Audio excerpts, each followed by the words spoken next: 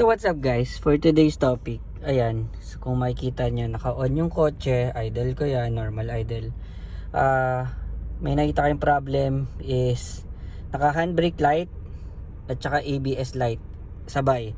Kahit na nakababa tong handbrake natin, hindi ko lang mapapakita, kahit nakababa na yung handbrake natin, nakailaw pa rin siya. Ayan, nakababa yung handbrake natin pero nakailaw siya, diba? So ibig sabihin may problema tayo sa ano natin, it's either sa brake fluid or sa ano. So finally guys, na solve na natin yung issue natin, which is as you can see, check.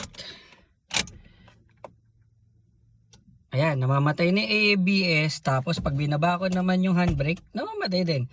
So everything went well. So ayun, paano ko siya na-solve? Ito lang yun guys. Kasi guys, ang naging issue ko dito is tumakbo ako ng maluwag yung lug nuts ko. Yung lug nuts sa gulong ha. So nangyari, siguro yun nga, hindi siya balance since maluwag, kumakalog. So nung umandar ako na mabilis, umilaw si ABS and si handbrake. So anong nangyari, ginawa ko, sinikipan ko na yung ano ba yun, yung lug nuts ng mag wheels ko, but still nag-a-appear pa rin kanina yung ABS.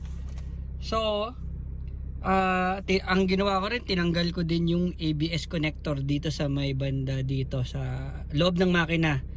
Parang may ano doon, clip lang doon na tinatanggal para mag-disconnect. Tapos kinabit ko, hindi pa rin. So paano ko siya na-solve?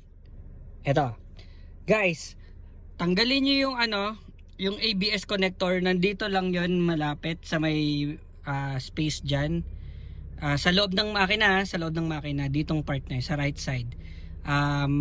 Baybayin mo nyo lang yung connection ng ABS sa baba papunta sa taas, tapos mag-end up. So tinanggal ko lang yon. Pagkatapos ko tanggalin, binalutan ko ng plastic yung both ports, female and male port yun eh. Subukan natin. Sige, papakita ko na nga lang para ano, para hindi rin kayo ma-confuse.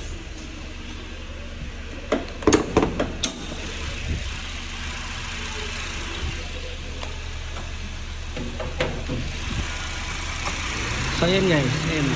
Yung kulay orange na yan. Ayun. Ito yan. Yung kulay orange na yan. Ayun, located yun dyan. Doon. Okay. So ayun, sorry, gumulo na. So yun, i-unplug nyo yun. Diba? Pag in-unplug nyo na yun, actually apat yan ha, 1, 2, yung dalawang likod din. So hanapin nyo, isipin nyo na lang kung saan yung may problema sa inyo. So sa akin, tinanggal ko lang. Pagtanggal ko, dinrive ko siya for I think 2 kilometers. Tapos nagulat ako, namatay yung namatay. Tapos nakailaw yung ABS.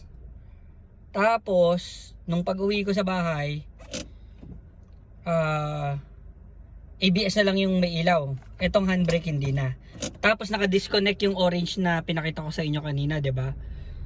So yun. Tapos nung kinabit ko na guys, boom.